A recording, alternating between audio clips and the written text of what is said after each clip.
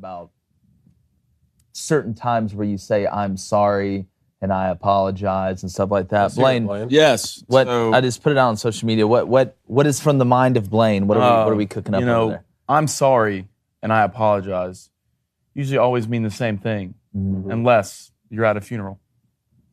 I mean, it is true. Right? I mean, that is true. Something to do with it. Yeah, but other than that, they always mean the same thing. Or what about in a courtroom, though?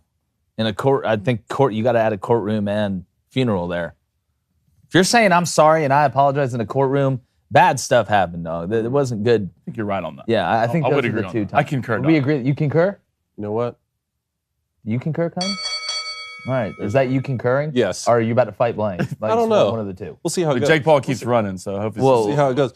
I could be the setup fight. You could. I'll let you demolish me. I'll throw it on purpose. You don't have to let just to make it look good, and then he'll take the fight. A lot of body shots have fight you. Body shots. Well, the reach body shots. Pretty. I'd work the body. Yeah. You are good at that. That's what you're known for. The NFL draft is over. We'll give you our winners. Round 2 of the NBA playoffs are underway, and the first round of the NHL playoffs begin tonight. I'm Jay Crane, and welcome to your new favorite sports show. It's Crane & Company.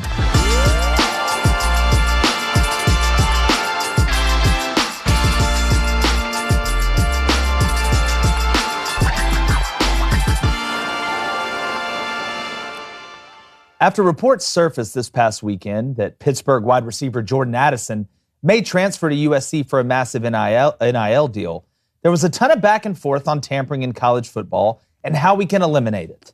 Well, I'm here to go ahead and tell you, there's no stopping tampering in any league, whether it be college or pro or facet of life. If people want to communicate, nefarious or not, they're going to find a way in today's technological era.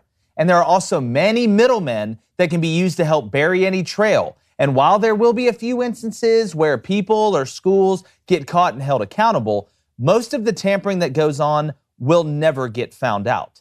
But there are ways to help curb the necessity for tampering, though. In my opinion, we should have a cap on NIL in general. But putting in specific rules or caps on NIL deals after a transfer would calm down this so-called black market for college football. For example, if player A wants to transfer laterally or up, you can only sign for a certain amount on an NIL deal.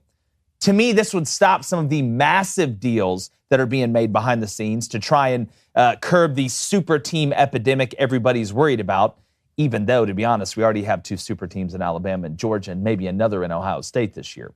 But we do have to understand high school recruiting is much different than the transfer portal world. Seeing as there are dead periods and more structure, even though those rules get broken more than a window by a wiffle ball field.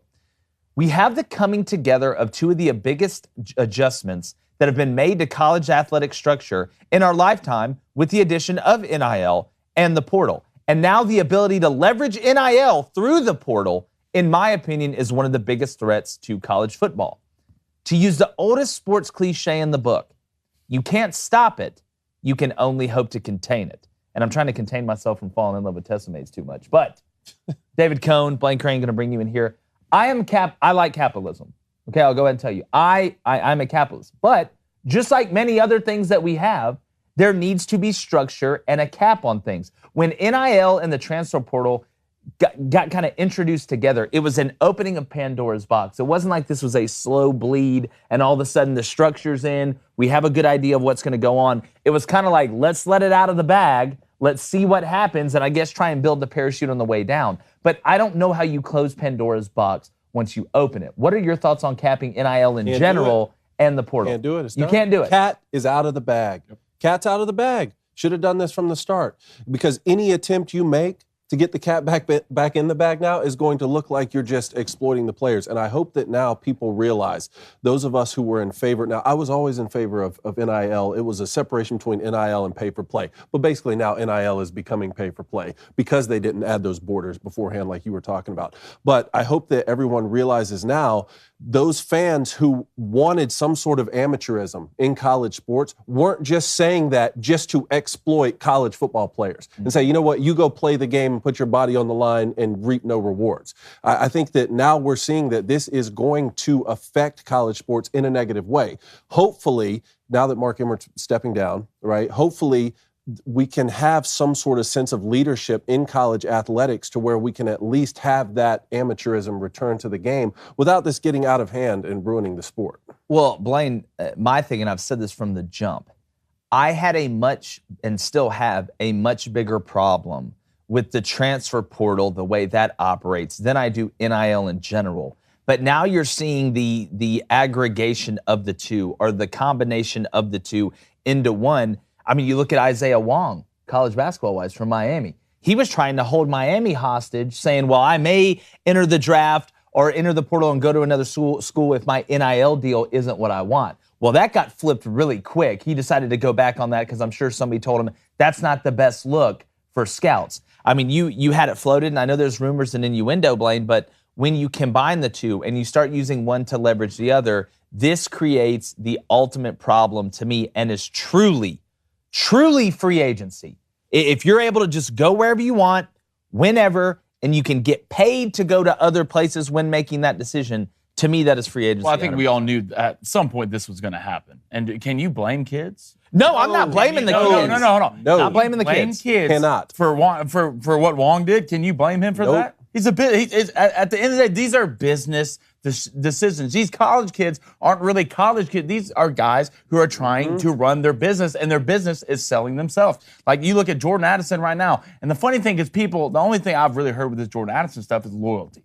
Loyalty this, loyalty that. Well, let's really judge your loyalty when there's $3 million sitting in front of your face. Yeah. How loyal are you going to be to Pittsburgh when there's $3 million and you're a college kid sitting in front of your face? But you can't go back now. Like, what are you going to do? You can't say one thing about certain kids coming out of the portal than certain kids coming out of high school. Because you look at Jordan Addison right now, not even the money. You lost your quarterback. He's going to be a first-round pick. You just got a new position coach, too. There's so many different aspects of this that weigh into kids' decisions. Not only money, but stuff they're selling themselves. I can't blame a kid for wanting to go get, first of all, paid and go to a better situation. I don't care if you're a junior here, a senior here. If you want to make that decision, that's your decision. Because this is a business. Well, but you can see the difference in the transfer portal and high school recruiting, right? Obviously. It's a lot different if we're competing in NIL to sign a 5-star wide receiver out of some high school in California, as opposed to me calling over to a school across the other coast and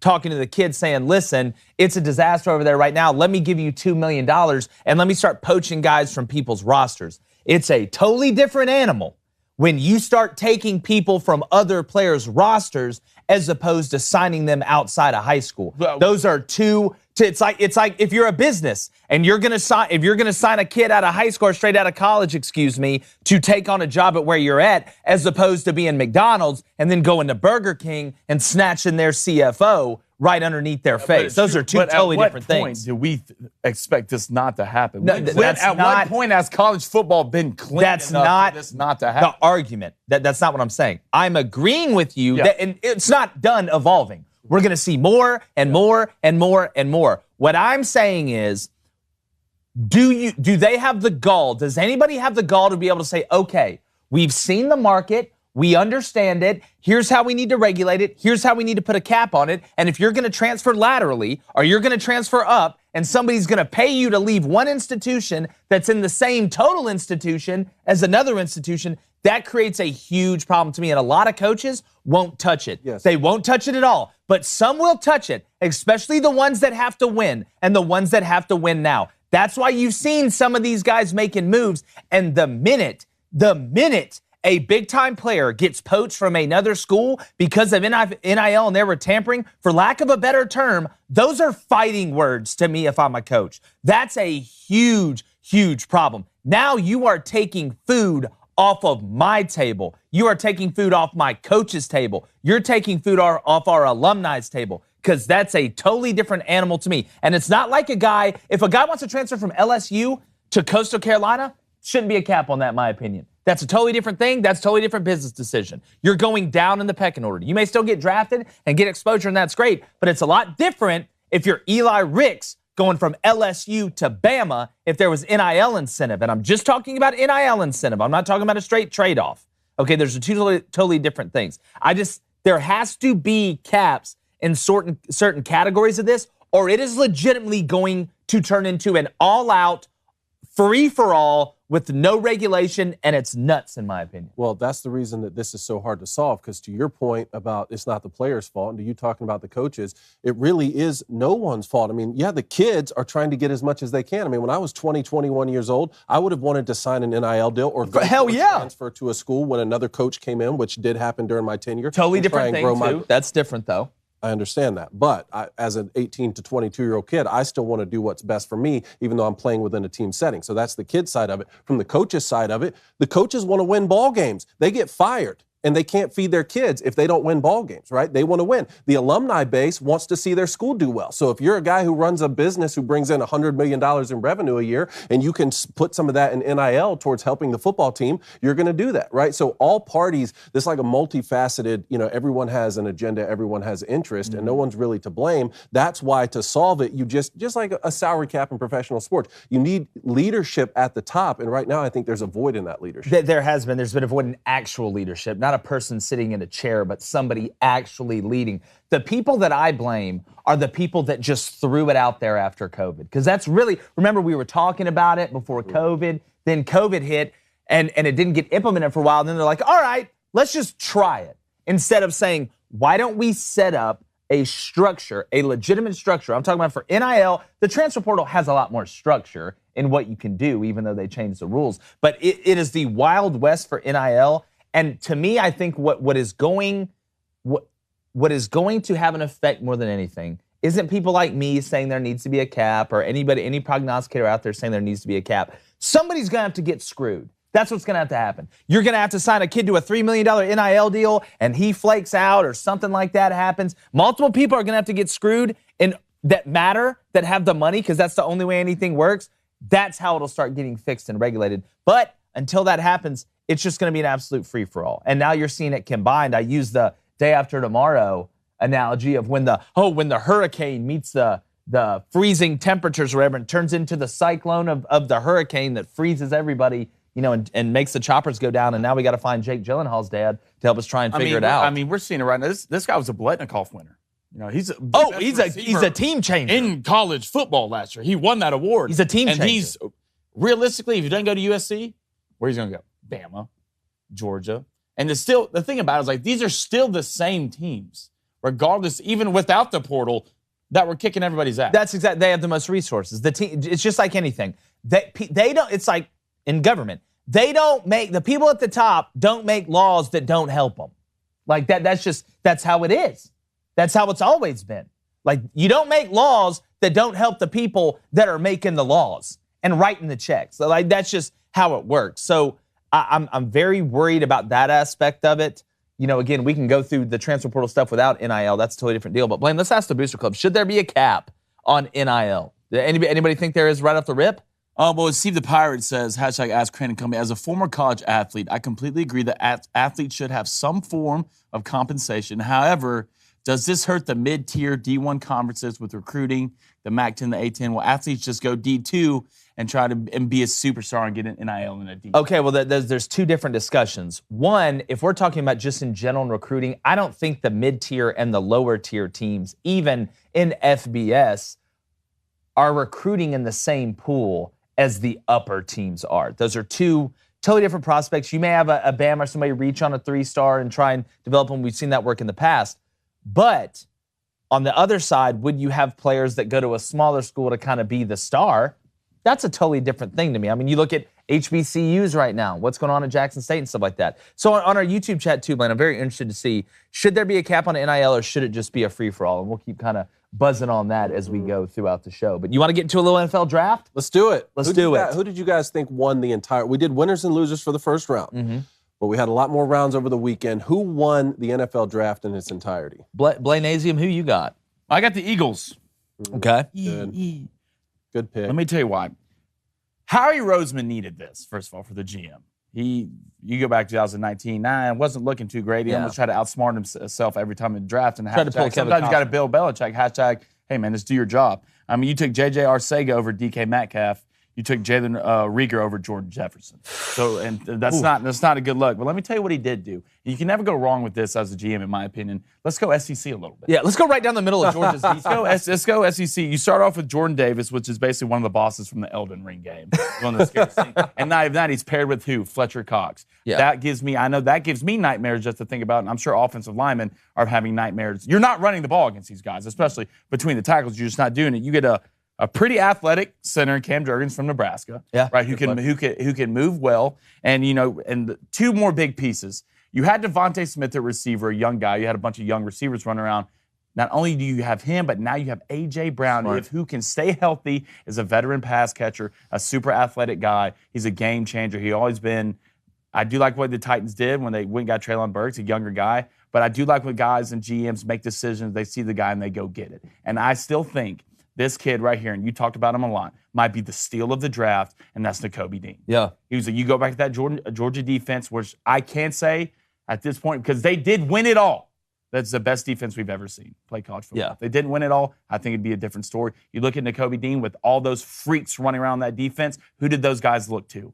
When it all came down to it, when the bullets were flying, who's the one voice that they looked to? And that was Nakobe Dean. And stuff like that translates from a college locker room to an NFL locker room. So I'm taking the Eagles. I don't think you're crazy. I'm going to take the Jets, but I do want to say one thing about the Eagles. Whenever you take the middle of, like you said, one of the greatest defenses of all time, you can make the argument it was the greatest of Jordan Davis and Nakobe Dean. You feel good. Defenses are built from the inside out. That's the way it works. When I look at the Eagles overall and the way their roster looks right now, Jalen, we're going to find out. Yeah. That's all you can ask. We talked about this with Tua a little bit with the Dolphins when they added Tyreek and had those other pieces. Now there are no more excuses. I know Ertz is gone somewhere else, but you've got answers there. I just think now that you have somebody on the opposite side of Devontae Smith that takes a lot of pressure off him. Your run game needs to be solid with Jalen Hurts. We know he can run with the ball. He can extend the play. Even having that quarterback run game, QB draw and stuff like that is a threat. I do think the Eagles really maximized themselves in the draft, but I'm going to go Jets. And I'm not the biggest Zach Wilson fan. I've said that on the show. I think Matt Corral's a better player than Zach Wilson. I think we're going to see that when he instantly becomes the starter for the Panthers after Sam Darnold inevitably gets hurt, which I hate to say. When you look at who the Jets got, they had three big areas of need. Corner, you got Sauce Gardner. A lot of people think he's the best corner in the draft. I'd say he probably is the best corner in the draft. It's tight with him and Derek Stingley. You got a corner. Corners go number 3 and number 4, I think, for the first time since 1993 in the NFL draft. Huge need met there. Guy can go out and play, and he plays bully ball, can play man and zone. He's good in the red zone. You got Garrett Wilson. Some people think he's the best wide receiver in the draft. I think Jameson Williams is. Unfortunately, he's going to Detroit, which is like parking a Lamborghini in a junkyard. Don't do that to Detroit. But I thought Detroit had a great draft, too. Yeah. To be honest with you. But to me, I also look at the later rounds. And I know they moved up to get Jermaine Johnson. That was another huge need for them. It was wide receiver. It was corner, secondary in general. So wide receiver, corner, defensive end. You move up, get a guy in Jermaine Johnson that a lot of people are high on. A lot of people thought he was going to be gone by then. Then the low-key moves you make. You go get Breece Hall, who's the best back in this draft. I'm just telling the kid from Iowa State. He's the best back in this draft. I think he's going to be a hell of an NFL back. He can catch the ball. He can pass protect. He can come right in and play early. They run gap scheme at Iowa State. They run zone scheme, whether it's mid-zone, outside zone. So he's seen a little bit of everything. He knows the feel. He knows the blocking schemes. But small things in the draft is what you look at. Getting Ruckert, the tight end from Ohio State, he's a dog now, I'm telling you. I watched this guy. The only way they moved the ball against Bama was when Bama would get in two-man and they'd hit Ruckert right up the seam. And if you can prove it against them, he can catch the ball in the red zone. He can go high-pointed. He's a willing blocker. I think that was a huge pickup. And then Michael Clemens, the DN from A&M. I know he hasn't been healthy a ton, but that's a sneaky pick. So when you look at what they did, they got the best corner in the draft, probably the second best wide receiver in the draft, the best running back in the draft, a top 4 tight end in the draft to me, and one of the most underrated edge guys in Michael Clemens from A&M. I don't think the Jets are going to be a legitimate playoff contender to make a deep run with Zach Wilson at quarterback because I believe in him about as much as I believe in the Snuffleupagus. But the pieces around that they put together were fantastic. I think the Jets won the draft. I don't know how close it was. And I do say honorable mention, and I want to say Thunder, I thought the Ravens had a pretty good draft too. The who? The Ravens, even though I'm not 100% sold on Kyle Hamilton as safety. Gotcha. Well, I had a short list between the Panthers, the Lions, and the Chiefs, and I'm going to go Panthers, actually. Okay. Not just because they got Matt Corral, even though I feel like they got him. They didn't reach for him, got him in the third round. I think they got a good quarterback who doesn't need to start right away. I think he will probably game 4, game 5. I'm telling you. Let's just see when his ankle heals up and maybe Sam. There's a reason he went before Malik Cone. There's a reason, and I said whoever drafts him is going to be my favorite team in the league. Since he went to the Panthers, I don't know if I can go that far. I'm paying special attention, but not just because of that. They didn't reach to get him too, so that was a good thing. But beyond that, 4 of the 6 picks they got were in the front 7. So it looked, they didn't go out and say, we need to reach for skill positions. They said, we're going to build this thing from the inside out, which is something we always talk about. At pick 6, they got to decide between the 3 best tackles in the draft, right? The first 5 picks were all defensive players. I thought Evan Neal was probably the best offensive lineman, but for the Carolina Panthers' run-first approach with McCaffrey and those guys, they went Ekwonu, a native kid, hometown kid there. I think that was a great pick for them, building from the inside out. Then get Corral in the 3rd. Then they go back-to-back linebackers. They got the kid from Penn State, Brandon Smith. Then they got Barno from Virginia Tech, who runs 4.3, so they can put him on the edge or stand him up. They've got Cade Mays, the kid who transferred from Georgia to Tennessee, got him in the 6th round. He's played all 5 positions in college, all 5 on the offensive line. They could start him inside, center guard, maybe transition out to tackle if he needs to. And then last pick, they got Kalon Barnes, the corner from Baylor, who ran 4.23 in the draft. Baylor always has freaky guys. Fastest kid in this year's draft. So while the Carolina Panthers didn't have a ton of picks, I thought that they built their team from the inside out in the right way with some of these young picks. I don't think Sam Darnold is the long-term answer. And you know what? Maybe Matt Corral's not the long-term answer at quarterback either. But you know what? He's a gutsy kid who's going to come in there and give you everything he has if he's given an opportunity. And like I said, the rest of that inside-out approach, I think, will benefit them for the next 3, 4, 5 seasons and not just next year. No, the combination in my mind when I just think about it, and I know Matt Corral's got to be a smarter runner. He's not the biggest guy. But what you could do in the RPO game with Matt Corral and Christian McCaffrey, because Matt Corral's a good runner. Like, people will sleep. Sam Darnold's an okay runner. Matt Corral is a good runner. Like, Matt Corral is fast. He's able to make moves. He's got feel. He's got nuance. Now, he's got to start sliding. He's going to learn. Yeah, well, he will. It's a lot different in my opinion when you go to the league. They're going to make sure, especially taking him where they took him, he's going to be sliding a lot more. And then the Nakobe D thing, just to wrap that up, even though I do think the Arizona Cardinals had a pretty great draft too, getting Hollywood back with Kyler. We talked about the importance of Derek Carr being with a guy he played college with in Devontae Adams. Now you relink Hollywood Brown and Kyler Murray. You talk about plays extending. You talk about plays going 6, 7 seconds. Oh, there he is for a touchdown. Our boy Elliot, who's a Cardinals fan, was like, I wanted them to draft Hollywood in the first place. That's exactly right. Great. Yeah. I thought the Cardinals did good, but the pec thing with Nakobe Dean, he slid down because of his pec. And it's 2022. I think he's going to be fine. I just, again, Blaine, whenever you can take the middle of Georgia's defense, yeah, man, I will. One thing I'm not worried about is Nakobe Dean. I saw this guy play almost every game in college. I'm not worried about this kid's toughness. I'm not worried about his pec. If he thinks he's fine, damn it, I believe he's fine. 2 things I want to point out on this draft. A lot of people talked a lot of things about the Packers not taking a receiver in the first round, but I'm telling you, this guy mentions this guy before we even talk about the draft. Christian Watson, excuse me. 6'4", big body, can go up and get it. To me, and if you go look at the Packers, if it didn't trade up, which they didn't, and the receivers that were on that board at that time, wasn't a lot of great extra tier talent like you had in the first 4 or 5 receiver guys. But this kid right here, and I'm telling you, the Chiefs did a great job too in getting Sky Moore. I was going to ask you about that next. The Chiefs did a great. That's why they were on my list, man. I'm telling you, the reason I hit a lot of my bets last year was because of the Sky Moore kid. This kid can do it all. He's at a smaller school, Central Michigan, I believe. Western Michigan, Michigan, I believe. Yeah.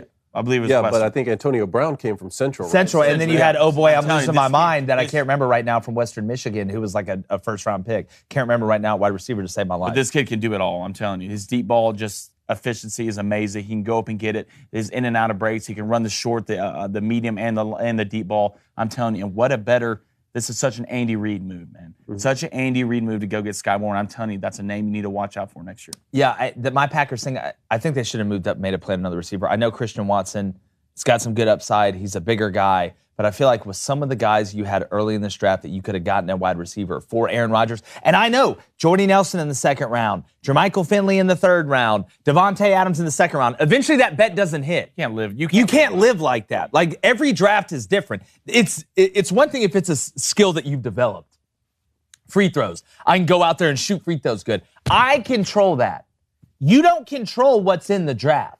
You don't. You have to adjust to who's on the market and who's in the draft. So the Packers, it's a dangerous game, and the Aaron Rodgers is a year-by-year deal. I know it's a 3-year deal, but it's a year-by-year deal with this guy, and I just don't see that they made moves in the draft. Not that you were going to get somebody that was just going to instantly replace Devontae Adams, but not having Devontae there now, I don't think they did what they needed to do to be able to put themselves in a chance, not just to win the NFC North. They're going to be fighting it out with the Vikings anyway. I don't believe in the Bears. I don't believe in the Lions. And this isn't the Wizards of Oz. But when I look at the Packers as a team, I don't think they did what they had to do either before the draft or during the draft. Now, we'll see. We'll see what they do before the year. Can you add anybody? Can you make any adjustment? I just don't believe the Packers. Name out there? There's a guy out there. There's a guy. Debo's out there. Can you pay him? If you do that, if you do Debo and you got Christian Watson, I get it. You ended up getting what, 34 overall? On Sammy Watkins. Yeah. So I didn't like the Packers strategy, but I'll tell you a strategy I did like. Whatever the hell the Milwaukee Bucks were doing before they played the Celtics. So we're going to get to the Booster Club after we get over past the break, so make sure you're putting your questions there, everything like that, whether it's YouTube or the Daily Wire. But Bucks-Celtics, Cone. The Bucks did to the Celtics what the Celtics did to the Nets. Out-physicaled on both ends of the court, to me.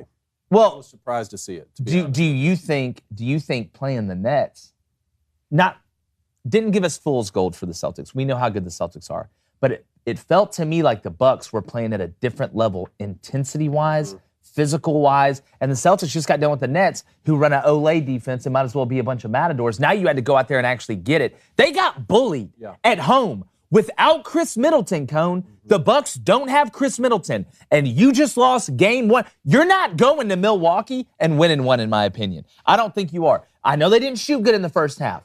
Jason Tatum didn't shoot good. Jaylen Brown didn't shoot good. Marcus Smart had that injury a little bit. Robert Williams had an injury. They just looked ineffective to me and a little bit soft playing, like they expected just to walk out there and win. Right, so let's really look at this Bucks team. The thing about Giannis wants you to play physical against him. That is Giannis's bag. That's what he wants. You're not going to out-physical Giannis. You're just not going to do it. Let's look at the length for the Bucks. You have Portis. You have playing out of his mind right now. You have Lopez out there. The Nets play 3 guards most of the time. You're not going to see that from the Bucks. The Celtics, you can't shoot 53s in a game. Yeah. You can't do it. I was shocked. Over a stretch of a series like this, you're not going to be able to live by shooting 53s in a game. If I'm the Celtics, you have to push transition. You have to push the tempo. You have to attack the paint. Get to the line. You can't be scared to attack the paint on these guys. I'm sorry, spread them out. They're big, but not super fast other than Giannis. Brook Lopez, not super fast. You're going to have to play your brand, your style of basketball against these guys. You watched this game, and the Celtics had to adjust to everything the Bucks did. Yeah. Everything the Bucks did. So I think only way this has changed if the Celtics get back to playing their game and making other teams adjust. Because if you watch that Nets series, what do the Nets have to do? Almost every game, adjust to what the Celtics do. Yeah, and we have a clip. Let's go ahead and run the clip. This is just a short example of kind of what happened the other night in the Garden. Boston got out to a 3-0 lead. You see Drew Holiday here just going to kick it to Giannis. And the thing that Giannis did, that's an easy cut and a drive. Who's cutting the gaps? Giannis had one of the best games passing. I took him to have a triple-double on Barstool, which he got. John Morant blew it on the other end, though. But I don't know if that's goaltending. That's close. Giannis affected the game in every single facet. What's scary about Giannis is he's shooting 70-something% from the free throw line. There's no hack of Giannis anymore. He's backing down, pulling the fadeaway, looking the one step off the backboard in your face looking at this clip. If you're on audio right now, you need to go to YouTube and watch these clips. But the Celtics just got bullied. Giannis did whatever he wanted. He was effective passing. He was effective rebounding. He was effective altering shots, not just blocking shots at the rim. So this Bucks team has won a championship. They know what it takes to win a championship. And without Chris Middleton, who's a multi-time All-Star, you got guys like Bobby Portis stepping up. Bobby Portis playing like that is scarier than the 2 little girls from The Shining holding hands singing lullabies in the hallway. Debatable. That's scary. That's scary. Those little girls are scary now. They're scary. But Giannis, you're not going to stop him. But to me, if I'm going against Giannis, as crazy as this sounds, then I'm going to move on to the next game. It's almost like, all right, dog, get yours points-wise. Get yours points-wise. Just don't get 14 assists. Just don't get 15 rebounds. Like, he's going to get his, but the Celtics can still win the series with him. With him getting like we were his. saying, you can game plan for one guy. It was them getting beat everywhere else, and they weren't effective on the offense. But how do you game plan them? No, how do you game plan it? Because this is why the Bucks rosters are You can't overhelp. You could have made the same statement about KD before that The game. Bucks are so much of a better three-point shooting team than the Nets. I get it. That's why you can't double them. I get it, If but you could have said the same point. That's what I'm we saying. would have said, Yeah. he's hard to stop. Don't double them. That's what I'm saying. You would. The only way you aren't, if you're going to double off Giannis and they're hitting like that, Grayson Allen's playing out of his mind. Yeah, right the now. villain. He can't miss. The villain. He can't miss. He's tripping in the best way now, as opposed to what he's doing in college. When they're hitting shots like that, you might as well just say, all right, Giannis, we'll go one-on-one, and you're either going to make it or we'll foul you. But the last time I checked, 3 was worth more than 2. And if the Bucks are going to shoot like that, which they probably, if the Bucks make 9 threes a game, you're losing.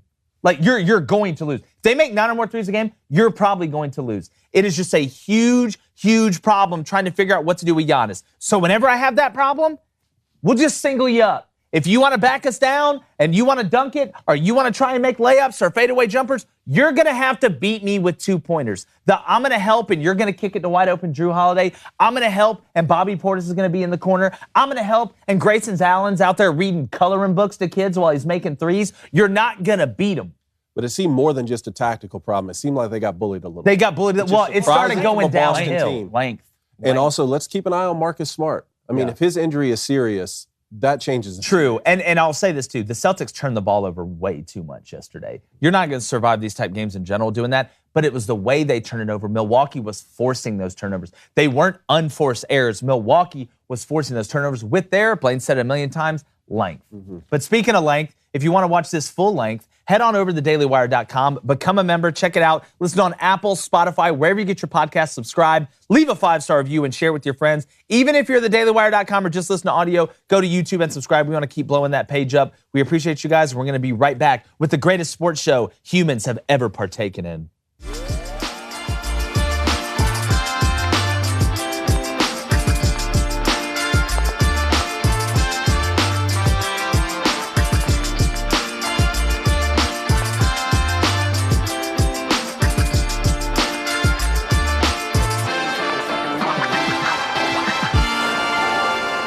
All right, and we're back. Let's get to the second NBA game here, Coney. What do you think about the Grizz Warriors last night, man? I think it was. I don't want to talk about the John Morant triple-double, man. I really don't want to talk about it. I think it was a fun one to watch. Why don't you tell the people real quick? All right, well. It's cathartic for you to get it off your chest. The Booster Club is here for you. Had a tough month last month, that and why. So yesterday, the end of last month, that was good, beginning up to the middle. I took a parlay yesterday. Giannis triple-double. John Morant triple-double. $15 to win $750.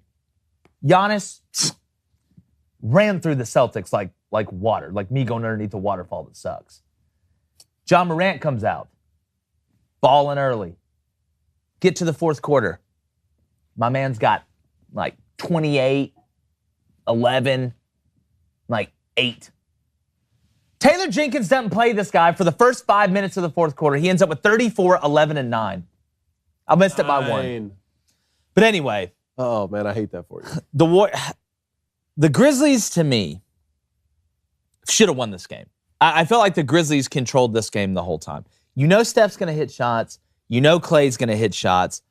I really question why John Morant was out for stretches of 5 minutes twice in this game, including the beginning of the first quarter. You had to have this one. You had to have this one at home. Josh showed up and played well. Did everybody else play unbelievable for the Grizzlies? No, Jaren Jackson freaked out for a while.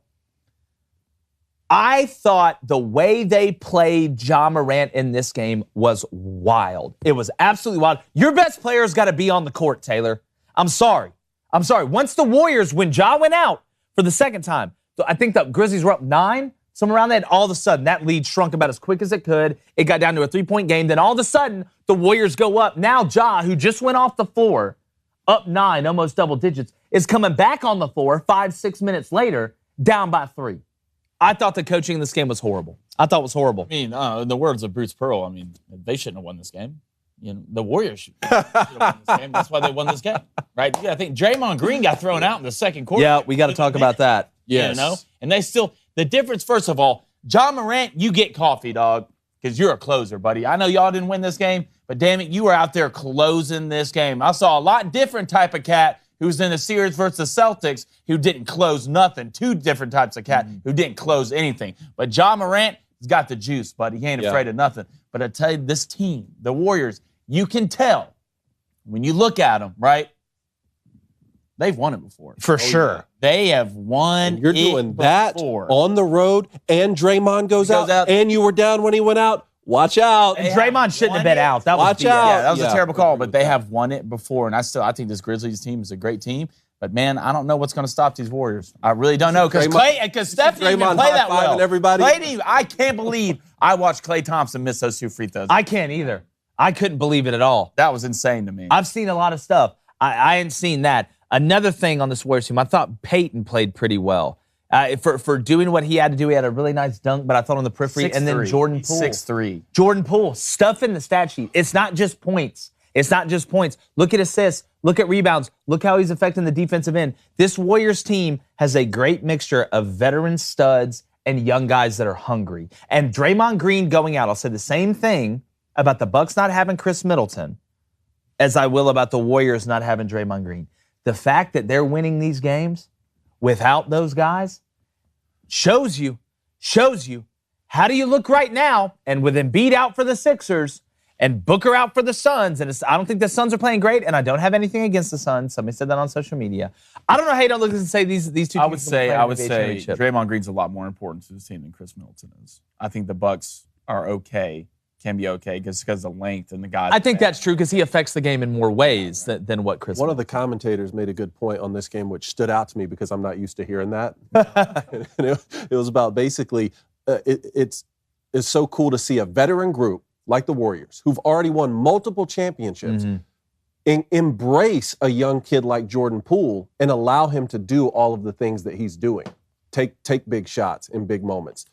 Be a part of the offense the way he is. It's not like, hey, kid, you can supplement and get in the corner here and there. Just Just get on the corner. We'll let you know. You just be quiet and we'll pass it. Like, hey, they recognize the value that Jordan Poole adds night in and night out. And they're like, look, you can be an asset to help us win a championship. I mean, kudos to a well-coached, championship team. And I want to give Jordan Poole all the credit in the world. And in my opinion, he should have been the most improved player because Ja was the 3rd overall pick. When you're picked there, I expect you to be a dog like this. But Blaine made a good point. Whenever you're working with guys that are masters of their craft, and like I said, I do want to give Jordan Poole credit. But if I went and interned with Guy Fieri for a year, I'd probably be whipping up some dishes that, we're 4 or 5 stars. And we're Michelin rated. 92.5 from the free throw line. Yeah. That's impressive no matter Jordan where Poole you is are. almost like if you ever played 2K in your life, like him and Steph are basically created in the same build, the same model, archetype. Right? So just the attributes that are going for Jordan Poole fit to exactly what Steph Curry and Klay Thompson. You want to get better at shooting?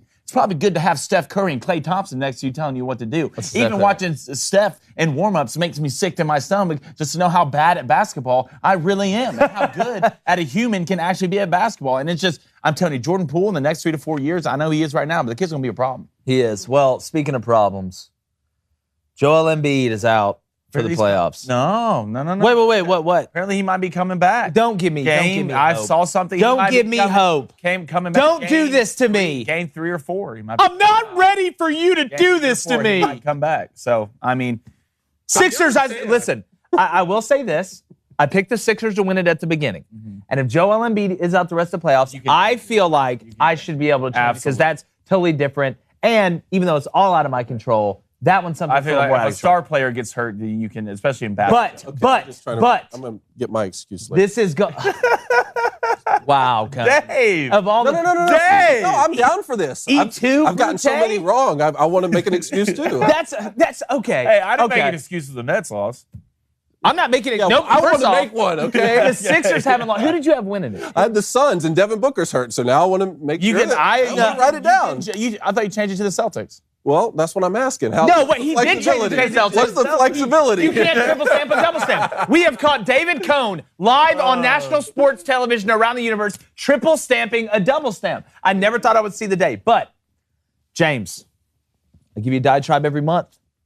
Congrats on the win over the Raptors.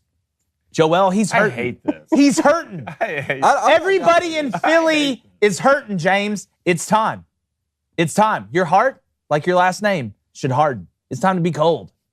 It's time to go out there and drop a 50-piece Let's get over this first game with the Heat. They play as a team. I get it. Bam Adebayo does a little bit of everything. Tyler Hero, also the villain. We know what they have. Lowry, I know has been beat up, whatever, but come on, Sixers. Joel, come back. Come back, dog. Orbital fracture? Get this man a mask. Where's Bruce Wayne's butler? Where, Alfred? Or the guy who makes it? Where's Morgan Freeman making the Batmobiles? Get this guy a face mask that keeps his face. I don't care if he looks like the Phantom of the Opera. Yeah. You know, with like Well, the he had hat. that black one. You remember when he had that black one? Tape a mask to his face. He's 8 foot tall. Can my eyes open? Then cut me, Mick. I'm ready to fight. I think if Joel can get back for Game 3, They're screwed tonight. They're screwed tonight against the Heat. You just, I don't expect him to win these first two games, especially at the Heat. Like the Heat play phenomenal defense. They're a the good reason team. there was the number 1 ranked team in the East. Yep. But I do think if he comes back for 3 and 4, they might have a chance to win both those games. If you're the Sixers right now, you were just come back Game 3, man. Yeah. You got to get him back Game 3 or you don't have a chance. James can't do it by himself. Maxey's still a young cat. I mean, Tobias Harris is good, but not good enough. This Heat team, I think, is for real. I mean, I think the spread's 7.5. Yeah, today. make it ugly. So, you know. It may get ugly. It really may get ugly tonight, but I'm going to stick with the Sixers until we know what's going on with Joel Embiid, which, Booster Club, tell me, am I right, am I wrong? Y'all know the rules here. All right, superstar's hurt, best player on the team. Big difference between Devin Booker being out than Joel Embiid, in my opinion. Is there? Yeah. There's a big difference? No, There's a not big difference? Well, I'm talking about. How many rebounds Devin Booker get? get? Big difference? They're still superstars to their team. Devin Booker and Chris Paul are in the backcourt. Okay. Joel Embiid is really all they got in the front court. Think about it. DeAndre, to me, it would be a huge problem taking a guy that's in that area as opposed. You have two. Chris Paul can score and create. Devin Booker can score and create. Devin Booker's an underrated passer, too, in my opinion. The Sixers are your team. That's your team. But saying that he has as much effect as Joel Embiid, we're talking about a guy that's in the running for MVP. I'm just saying that if a superstar gets hurt on your team, you can change your team. That's what I'm saying. I don't care how good a superstar is for you. Would you say Devin Booker's a superstar? No. Just a star. Wow. Yes. He comes off the bench. Can we pull that clip later, please? Thank you. Then you say Trae Young wasn't a superstar? No, Trae Young's a star. He had the most points and assists this year, but he's not a superstar? Yeah, he had more turnovers than made baskets in the playoffs. Yeah, probably because matters to him me. by himself and he played against the number 1 team. Postseason matters to me. Plays the number, so Kevin Durant's not a superstar?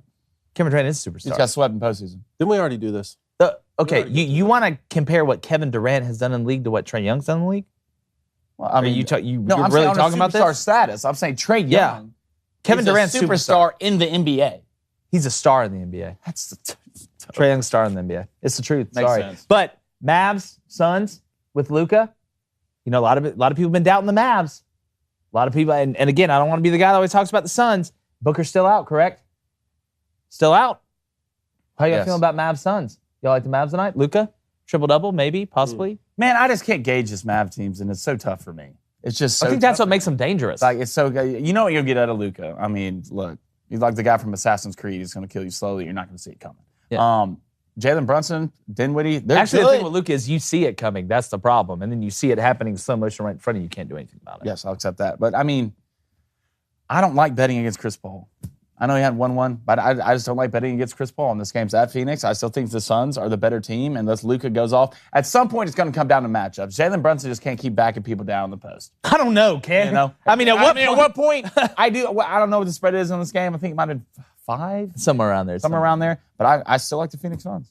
Me too. You like the Suns? Yeah. I have to stick with them. So I have to. Heat Suns. I mean, those are like mistakes. But Luka's a legend. I got a feeling the Mavs make this really close, though. They will. I think the Mavs got that DNA, man. They're not If going the to. Pels made it close, the Mavs will make it. True. All right, you want to hit a little NHL? You want to go to the Booster Club real quick? Either one. Let's go NHL first, and then we'll save like the last 10 minutes before bets. Get ready, for the Booster boys. Club. Playoff hockey. It's time. Hurricanes Bruins tonight. It's time. Hurricanes All right. Bruins. I don't want to. Maple Leafs Lightning. I like the Canes. I'm glad the Bruins aren't playing the Maple Leafs because I'll tell you who I'd pick the way it's been going. But I know Maple Leafs fans shudder at that. I like the Canes tonight, which you're going to see in my bets. I really feel like every home team's going to win tonight. I like the Wild at home. It's not a bad bet. I like the Wild at home. Look, the Oilers, Edmonton to me is probably the safest bet to win. I think they're going off at -200. I don't think they're going to have that big of a problem. But the Lightning game is really interesting to me. Yeah, it is. Really interesting to me. And I know I said all the home teams, but the Lightning go to the Maple Leafs, correct? Stamkos tonight. Everybody's been talking about Austin Matthews, and they should. He's got 60 goals, I think, total. I think Stamkos has 42. I got the spidey senses a little bit. The frozen spidey senses are telling me Stamkos may go off tonight. Yeah. The Lightning, in my opinion, have the best chance to win on the road tonight, and it'll make more sense when I do my bets. But I'm excited. It's the first time we've ever covered NHL playoffs, and the Preds play 2 games at home against the Avs. Am I excited about it? No. But am I thrilled about it? Hell yes. You should be excited about it. We beat them last weekend. Yeah, I know. Who cares if it wasn't the playoffs? You got to come here. I wanted the Flames, though. After one went down, the extracurriculars last time, I wanted the Flames. I wanted the smoke, pun intended. But now they're both good. They are good. And if you're going to get the Avs, you might as well get them early. You're going to have to get them eventually. You might as well get them early. I agree with you about the Maple Leafs Lightning. Look, Lightning back-to-back Stanley Cup champions. They're going for 3. First time. Since Islanders in the 80s. Long time ago. In the 80s. So, they give up a lot of goals, but Austin Matthews scores a lot of goals. So let's see. I'll tell you one thing about Hurricanes Bruins that kind of has me worried, though. The Hurricanes goalie, Frederick Anderson, is out. And I know. The Hurricanes were 3-0 against the Bruins this season. It's hard to beat a team 4 times. It's hard to beat a team 4 times, especially when the goalie's out. Let's just see. You need this first one. I will say this. There's been more goals scored this season than ever before in NHL. The whole NHL? There was a couple weeks ago. I think there was like 101 goals scored. It was like the most since, God, I can't even remember when. And I was trying to find out why. Is it because they slim the pads of the goalies a little bit? No, I don't think so. I think it actually helps the goalies. It makes them more mobile. All the rules have been changed for a while now. So I'm thinking it's an anomaly or it's just a really bad year for goalies. Because a lot of goalies that were ranked in the bottom over the last couple of years are towards the top this year. And it's not because they're just absolutely balling. But the most goals we've had scored. Maybe just players are getting better at scoring goals. But wouldn't defensive players get better? Well, maybe it's not catch up with the offense. And goalies? Maybe not. Sometimes defense can. I think it's an anomaly. Sometimes defense can stay the same, and just offensive players gets better. I just think it's an anomaly. And if you look right now, how crazy hockey is, not a lot. It used to be just Canadian-born. Like the Canadian-born ones were the ones that were dominating. You look now, whether it's Austin Matthews, who's Jesus gets achieved more goals than Elon Musk at this point. And then you got, you're looking at Russia with Ovechkin and all the guys coming over there when they're not doing other nefarious stuff. So. Again, the NHL, man, it's blossoming a little bit. But, I need the Canes to come through tonight. I think we should go try out for the Preds. Should we? And just make it a show. Well, we already have our idea. I have a tryout coming up. Don't say it yet. Look, we've been cooking up an idea, but we should go try out for the Preds, for real. We should. Well, Cone, I've seen you. Cone, I saw you miss a hockey puck 3 times in a row. That's from a guy who's standing 5 feet away. At least I took the challenge of accepting the pass and didn't just hit it like an 8-year-old. Plus, I think it would be funny if the 3 of us went out there and. Dude, I can't skate. Can I say this too? I can't skate. Don't you think the pool of referees at the NHL has to hire is so much smaller than the NFL and the MLB? Because it's like, all right, first thing we need, you got to be able to skate really good. Backwards. Yeah, like you got to be able to skate really and good. Pass the puck good with your. Think about like Angel Hernandez's, genius self out there attempting to skate. You fall flat in his face, but he does enough of that already. Anyways, let's get to Boost Club, Blaine. What do we got, dog? All right, we have... The beard's just looking luscious. Like it? TX Prep says Blaine Crane versus Jake Paul. When are we going to see it? I don't know. Tomorrow. Kid's scared. All right, here we go. Just disappeared. So fun. Hit the... What is it? Go for golf. Wow, the worst. You want hockey? You want basketball? I don't know. Just ask a question before I die. Go for golfer says the Suns are an actually complete team. He expects them to win this series. I agree, Gopher. Wally 215 says Canes in 5 and Leafs in 6. I need Canes tonight. I like those picks. More USA says Lightning will wreck the Maple Leafs. Let's see. Scaly Manfish is psyched for the NHL playoffs. I'm psyched for it. Okay. I'm excited to see it. Yeah, Delco Dave says Canes outscored the Bruins 16-1 in the regular season. Dave, listen. And outscored 16-1, but I'm saying it's hard to beat a team 4 times in a row. Wow. That's what scares me. And Dave, Flyers, let's get it together, man. R.I.P. Ed Snyder. All right, Steve the Pirates, hashtag Ask Cranico. If Malkin and Crosby get hot, do we see the Pens making a run deep in the playoffs? Oh, the East is so stacked, man. I don't see it. I know they could go off and go down, but just over the longevity of the playoffs and what you have to do, you know, you never say never, but I think we all know. Look, you know, you're obviously looking at the Panthers, you're looking at the Avs, the Leafs because of what they can do offensively. So they open with the Rangers. That's already a tall task. Then you'd have to go through either the Hurricanes or the Bruins, and then your reward on the other side will either be Leafs, Lightning, Panthers, or Capitals. Well, that's what I like about this playoffs. That there's a decent amount of teams that can actually really win it. It's just who's going to get hot. Just like anything, when you get the postseason, especially in series, gravity overtakes who's going to get hot and fight against that gravity if they weren't hot during the regular season. Frank Crazy says NHL changed some of the defensive rules to allow more scoring. Okay, but when did they change these rules, though? Like some of them, name me a rule that was changed last year that is affecting it now. All those rules have been changed. Are we talking about the line? That was changed 20 years ago. So tell me what rule, Crane Crazy, was changed this year that led to this. I don't see it. All right, Tempo with a hard-hitting question. What is the harder sport, hockey or rugby? Hockey. I'm telling you, hockey. You got to skate. Hockey might be the hardest sport. You got to skate. First of all, they're as physical as rugby and football, and you're skating. Like the skating element is totally different. And it's nonstop. This isn't running a play and then take 30 seconds off and get in the huddle. I mean, you can get on the ice or off the ice. We're not stopping. I respect it. I do too. It's a lot easier to run on grass than it is to skate. To me, that takes the cake. Hudson Little, hashtag Ask Crane Company. Who do you guys think the Red Wings should go after for a new head coach, and who do you think they will go after? I don't know. Gordon Bombay. Wow. Why not? Look, Flying V? I was trying to get the Preds to run the Flying V the whole game. They wouldn't run it. They wouldn't listen to me. I think there's a couple names out there. I want to have a short list because I don't want to reach for like 5 or 6 names. We'll have a short list tomorrow on the show for you. Right now, we're worried about the playoffs, man. The Red Wings, growing up, I used to watch the Red Wings win all the time. Yeah. That was kind of my intro to hockey. But we'll have a short list for you tomorrow. All right, comment and a question here. The American Nightmare says Patriots had the worst draft performance. That's not a bad argument. Doubt Bill. I hate doubting Bill, but you're 78, dog. Like it's a dangerous game. Master Yoda. It's a dangerous game. If anyone else but Bill Belichick has that draft performance right there, we are roasting them on this show. That's exactly right. You know what? You get to a certain level. True. Crane Crazy right here. Hashtag Ask Crane & Co. I saw this weekend that there were umpires that had a 99% accuracy rating in the MLB on balls and strikes. Wouldn't this be more of an argument to keep robots out than a bad ump? Hold on one second. The league. Hold on one second. Kyle Schwarber, you are out of The league average is 94%. So you do have that. 94? Yeah, it's 94%. That's why when Angel Hernandez was 88%, you saw how bad that really was. You're going to have games where they do really, really well. I just feel like for efficiency's sake and getting the call right, because that's what I care about, you still have the umpires out there. They still have a job. You can still get into arguments, just an automated strike zone. I really feel like that's something that needs to happen, but that's just what I believe. But what else needs to happen is, Cone, you need to get up out of your chair and walk over to that podium. And after the Tessemae's Let's Get Saucy Award of the Month, the best picker of the month, I can't wait. You got the Nick Saban Coca-Cola and Dasani water bottle over there. Really excited about that. You got a printout sheet. How long is your speech? Let him do his thing.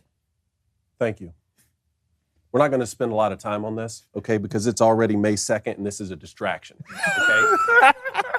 He's going full Saban. We win the month because that's the mission, because that's what's in our DNA. Not to stand up here and be the center of attention and take some sort of victory lap, okay? It's really rat poisonous, to be honest with you.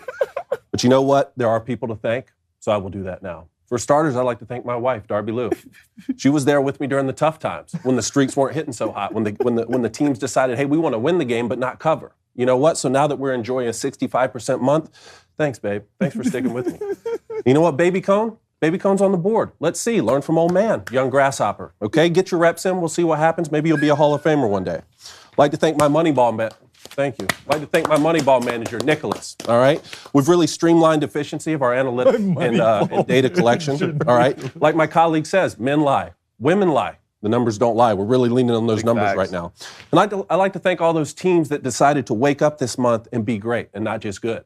Because good teams win. Great teams cover. And lastly, I'll close by reiterating, this is a team. This show's called Crane and Company. Our fans are the booster club, okay? This isn't about one guy.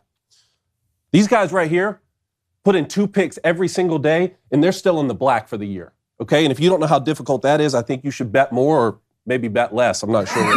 There have been previous winners of this award. They got up here and they talked about themselves. Wow. We call them me guys, all right? Me guys are a cancer to the organization. All right? That's not what we're about. So we're going to stick together as one team, because that's what we do. And we're going to help you win the water cooler. For the strength of the pack is the wolf. And the strength of the wolf is the pack. That's a great speech. That was really good. That was really good. Well, I'm going to make my way over to the podium, not because I've been betting good, because I got to read the bets. Hey, I said thanks. I said y'all did a great job. Oh, I didn't call anybody's. Oh, okay. There's only been one person up there who's got the award. It's me. I just want to see how this looks for what's going to happen this month. Oh, goodness. Full disclosure, wasn't great. The end of me for last month, I was doing pretty well up until 3/4 of the month, and there's a few people I would like to take the time to please, let you guys know I'll never trust you again, and I wish nothing but the worst and everybody you care about. No, I'm just kidding, but seriously, I'm not. Gonna get hot this month, boys. I do want to say welcome Baby Cone to the board. As you can see it, he started out 3-0. He started out 3-0 tonight. He's got 3 more wins than he does years of life right now, so it's a pretty good start. So we're going to start his overall at 3-0. New month, new opportunities, new kicks, new mindset. Still in the green, though. Still making you money. Our Cran & Co. Picks Tracker account does a great job. He did put out the units for this month that we had because he didn't start tracking the units till this month. Way better than what the units showed this last month when we're looking at aggregate. Not even close. It's okay. Okay, it's John Dillinger. You're okay. Stop. You're all right. No, shut up. Okay. Would you stop? You wake up every Here's what I got today. Big boy pants on. Here's what nice. What was it like, Here it comes. Yeah. All right. What was it like as the Unabomber? That beard you got going on over there. Kaczynski? Except he can do math and science. Wow. Yeah. What was it like? Well, Anyway. you go to school in Colorado. Anyway, yeah, that's true. Here's what I got today. Canes money line, minus 115. And I will say that the Booster Club, to have a bet that counts, we're capping the odds at minus 200. So don't be coming with no minus 350, stuff like that. I got yelled at. Minus 200. And by the way, when did you get a Moneyball manager? What type of BS? I told you. You Y'all said something about me. Y'all been You said colluding. something about me. Hey, If we could go back the day that David started hitting all his bets, I guarantee it's the first day that kid started working. Thank you, Nicholas, my Moneyball manager. I'm going to bring a manager on. We're diving into. I'm going to bring a manager on. Super We're cool. diving into the He's super PFF cool. situation. Yeah, where's this Nick I keep hearing about? We're looking at the You need to numbers. meet him. He really wants to meet you. The numbers don't lie. The numbers don't lie. Okay. Speaking of the numbers don't lie, Canes money line. We're bet buds on that. Let's go. And Baby Cone. We're bet buds and Baby Cones. Then give me Man U money line minus 130. Now we're playing Brentford. That sounds like some rich kid whose dad let him play third base for a while. He went to Cranbrook. He went to Cranbrook. It's a private school. So Man U money line, Canes money line. Can I start 2-0? Please, just start 2-0, guys. You start 2-0, I'm a fly. I'm a peacock. You gotta let me fly. Go, Cone. I also want the Canes. Let's do it. Let's figure it out. Not bet the Canes today. 115. I don't know. We're raising Canes. And I want the Maple Leafs. Maybe not to win the series. I haven't gone that far, Jake. I didn't say they were going to win the series. They give up a lot of goals, but I'm taking them tonight. So you think Austin shows up tonight hired? Hat trick. Wow. All right, Blaine. Playoff hat trick. All right. David, congrats on winning the month. Thank you, sir. Yeah. Feels good to be a Brought to you by Tessa Mays. Feels good to be a champion. That's what I'm taking. Jimmy Butler, make a 3. I can't believe this is a real bet. I took it. Remember, I took it. Yeah, what? Make a 3. Make one. Make one. It's like you're like one of the best offensive players on the team. Like Check. make a 3. You might hit this the first dribble down the court. That's what I was thinking about. If I could just hit it the first time. Hey, I'm taking first 5. Marlins. Marlins? All right. We got Pablo Lopez on the mound. He's 3-0. Who is not as good as Pablo Sanchez from Backyard Baseball. This is true. He's 3-0. ERA is 0.39. No one can touch him, right? And he's playing the Diamondbacks, all right? 10-13, terrible on the road. I'm liking Miami first 5 here. Let's start this month off right. Let's do it. Baby Cone wants the Canes money line. As we said, as always, shout out to our 3 Hall of Famers, Ro Jammies, J Hud, and B Stamp. And we're also making a new rule. If you get to 8-0, we're going to keep going. We want to see who can have the longest streak. We want to see who can have the longest streak. So you make the Hall of Fame at 8, but you can keep going to see how long you can go. Because we need to have like a headmaster Dumbledore type that has the longest streak. What's up? Hands Pick me, up. coach. Raised his hand. Yeah. What's up? What's the question, bud? Tempo asks, can the booster bet on who they think is going to win the month? Wow. The futures. Dirty. Somebody spin a dreidel. Dirty. That's an Inception level stuff. love it. Tempo. Huh. Hey, guys, NASCAR. I Let's love go. Oh, we're all going to talk some Kentucky Derby, too. I'm excited. Yes, a This few is going things here. throughout the week. Kentucky Derby this Yep. weekend. We're going to break it down in full because my mother-in-law is tapped into the blood horse and all that kind of stuff. Whatever the magazine comes, I don't get it. But it's going to be intense, all right? Shakur Stevenson with a big win in the ring this past weekend. We also had the fastest pitch in college baseball history. I'm skeptical hippo on guys it. were a little I'm skeptical hippo on it. How do you go? Like, if there was pitches, if you hit 103, 104 a couple times, but how do you go from 105 to 101? It's really hard to find full You want to know how I believe We have it? a clip of this? You want to know how I believe it? We may have a clip if we do pull up. You know how I believe it? Is if you do it at a neutral site. If you do it at a neutral site, let's go ahead and watch this. They're playing all. But the fans saw it right away. 4 miles per hour, dog. That's so hard You to go find. from when you're throwing 101 to 101? 105? Ooh! He's throwing Come gas. on, man. Joyce is That's throwing gas. gas. Come on, man. Right now, that's $5.50 at the pump. This dude is throwing absolute diesel. But I'll tell you fuel on what, this thing. one came up 101. The one that was 105, we didn't see a Look, number come up. Well, Look at the hitter. they That's- said the stadium said it was 104. They said the gun hit 105, the stadium said it's 104. Now, the difference between 104 and 105, we're not splitting hairs here, okay? If it hits you, it's probably going to go through you. But the difference between 101 or 100 and 105, that's a huge difference. I want to see it at a neutral site. This dude's got a big arm, big-time arm. Tennessee is unbelievable. We're going to try and get Tony V on. Excited to talk with him. But I will believe it when I see it at a neutral site. The only reason we're not talking about the 101 is because he was recorded at 105. That's exactly This right. is nuts, man. I can't wait to see this. It is. And, hey, you want to do Mailbag Monday on a Tuesday again? Let's do it on Tuesday. I like that. Mailbag Monday on a Tuesday. We got him Mailbag right here. Monday It on a just feels Tuesday. right to do. We got him right here. Mailbag Mailbag Monday on Monday a on a Tuesday. Tuesday. Maybe we'll just start doing that. We got some really good ones. I like that. So let me read these booster bets really, really quickly if I can find the paper of justice, self-esteem, and friendship. All right, hold on. Here's what we got. Got some new members, too. Hang the banner. Mavs plus 5.5. JT Bryan, welcome to the fam. Canes money line. Boring Florida man. Heat minus 7.5. King Squid. Royals plus 1.5. Private Chonky. Man U. Money line. Bet buds. Together, let's fight. Troy Jacobs, 76ers plus 7.5. Williams DG wants the White Sox money line. Shapiro like that. Valigator wants Mavs plus 5.5. JMPB underscore the only one. Lightning money line. Unsolicited ran 2. Cardinals first 5. Alan Ada wants the Canes money line. Huddy wants James Harden over 32.5 points plus rebounds at minus 113. I like that bet. Kyle Kennedy, shout out. Yeah. He wants Man U. Both teams to score. Man, I hope Man U only scores. Al Caramba, Twins money line. KC Mock, Heat minus 7.5. Biden sniffed me. Hurricanes money line. Minus 115. B. Cercio wants Tyrese Maxey over 2.5 threes. B. More Bullets, Blues plus 1.5. Real Delco Dave wants the Wild money line. Wish it was the Flyers. B. Samp wants the Suns minus 5.5. Sincerely FZ, Luka Doncic to get a double-double. Baby Cone, we already said that one. Go for Golfer, Suns money line. C. Murph, Harden under 25.5 points.